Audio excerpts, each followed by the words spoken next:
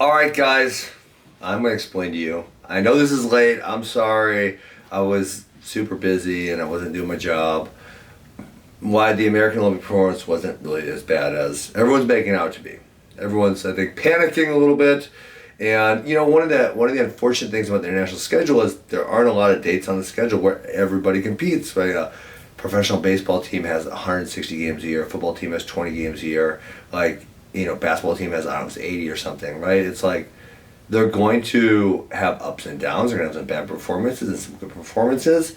In those sports, it's like you don't panic because, we'll just pick up the next one.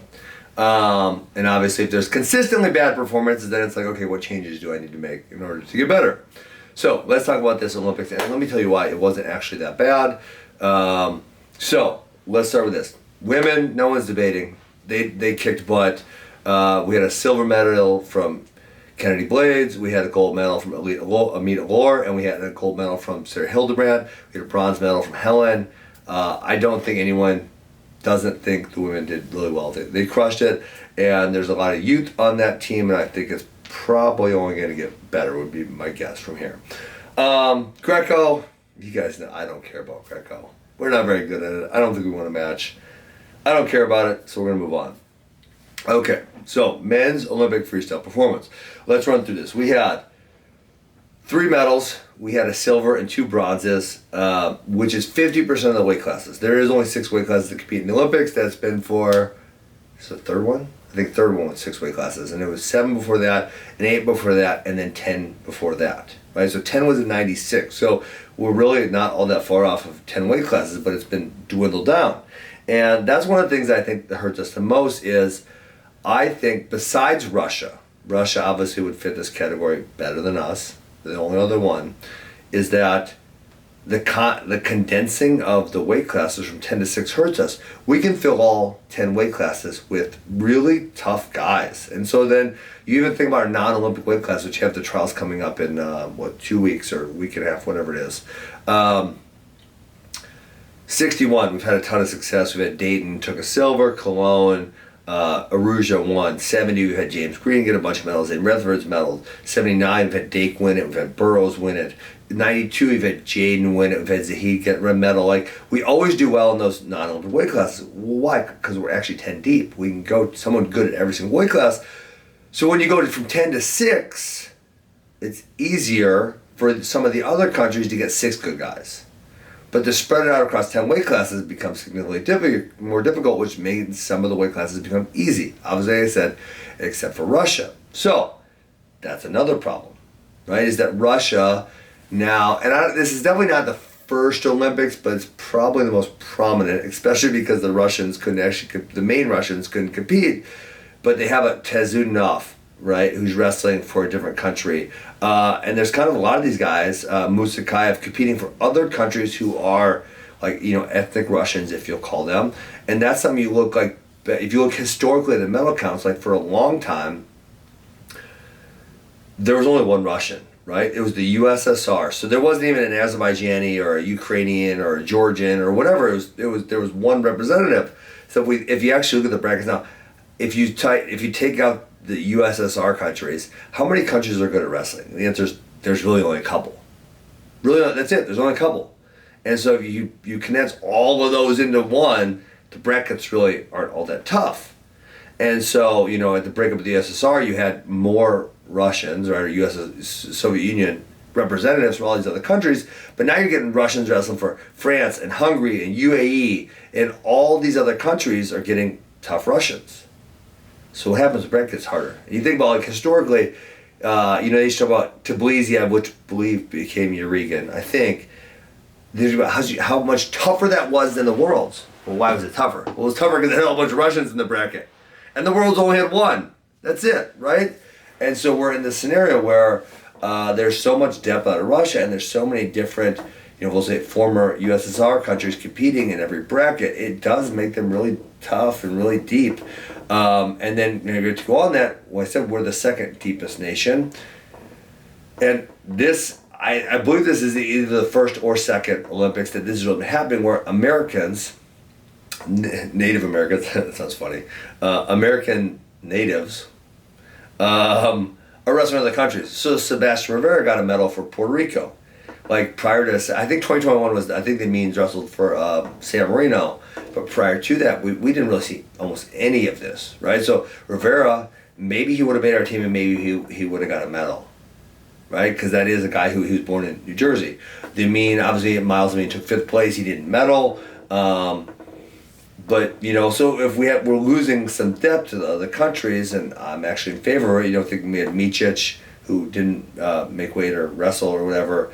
You had RBY, you have a bunch of guys at different weight classes. Darren Cruz, I think Darren Cruz took 5th place. He wrestled for a medal. Again, native-born Americans wrestling for other countries.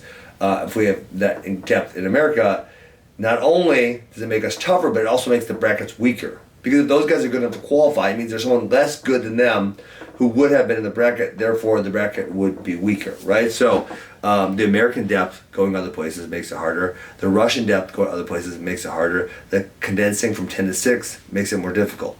Now, let's walk through every athlete. Spencer did a really good job, lost to a really tough Higuchi in the finals. He is a very dynamic freestyle wrestler. I think if he continues to wrestle, he'll continue to do really well. I don't know that Higuchi will always wrestle 57. He's wrestled 61 before. I think there's a decent chance he would bump up, and I think Spencer could potentially be the favorite at 57 kilograms. 65, this has always been an issue for us. Right? And we had Sebastian Rivera, who, I don't know, would he have beaten Zane? I don't know, right? He medaled for Puerto Rico. So I don't think there was a huge expectation of Zane to medal going into the Olympics. Dake, I think everyone was maybe a little upset Dake didn't win gold. Japan had the tournament of their lifetime. I mean, Japan looked really good. So it's like, is that an anomaly or will those performances continue? I don't know the answer to that, and you don't either, but we are going to see. But their performance at this one was freaking amazing. So obviously if that's not an anomaly that continues, then we'll have to look into what is it that they're doing to get that good, right? But yeah, sad not seeing Kyle Dake win, especially with Sidakov not in the bracket. I think he's the clear favorite, and he had a totally insane match in the semis, and then honestly kind of an insane match in the bronze medal match. But another medal for him. I don't think it was an awful performance. I don't think it was his best ever, but right, he gets a bronze medal. Aaron Brooks is 2 seconds away from being an Olympic champion, right? That was what people are mad about, that we didn't get an Olympic gold medal, and he was 2 seconds away. He hung on to the leg a little bit. He probably should have continued to wrestle the situation. He got turned over. Then obviously that guy lost to Yazdani. I'm sorry, he beat Yazdani in the finals because Yazdani, his shoulder looked really jacked up, kept popping out of socket. Say we're 2 seconds away from a gold medal from Aaron Brooks. It was that close. So again, I think kind of a good performance out of him. If he continues to wrestle, I think he's really solid. Kyle Snyder, I think people are a little bit upset he didn't medal, but honestly, I think if you put him on the other side, he could get silver or bronze. He was on a side with Tazunov, who won the tournament, and I can't remember the Iranian's name, but he's really tough. Both of those guys had beaten Kyle previously, so when you get the bracket, you look at it, you're like, oh shoot, he's lost to 2 of these guys already, and the chances, he's going to beat them both is kind of, I don't want to say slim to none, but I think it was unlikely.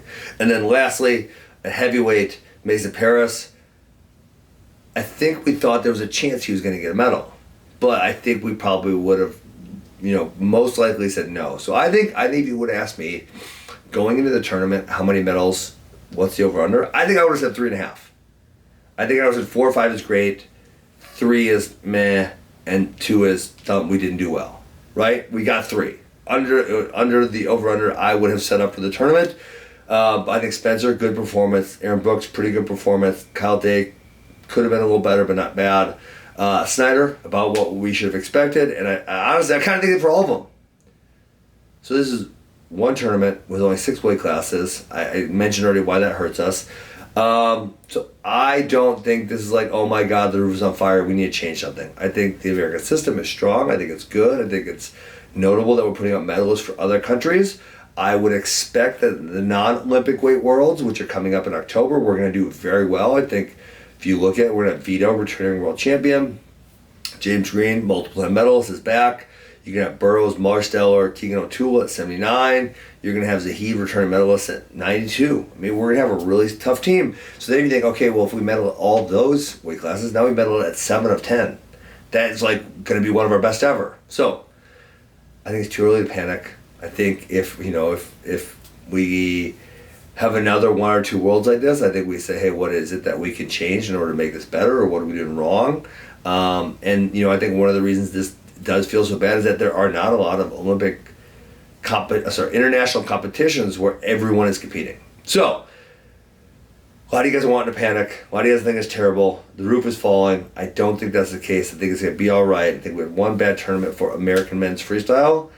I think the non-Olympic weights worlds in October are going to be outstanding. Oh, and I forgot to mention, we just won the 17U worlds. That's great. And we have the 20U worlds coming up. So I think the future of American wrestling looks bright. I am not ready to panic or sell any of my stock at all at this point. That's all I got.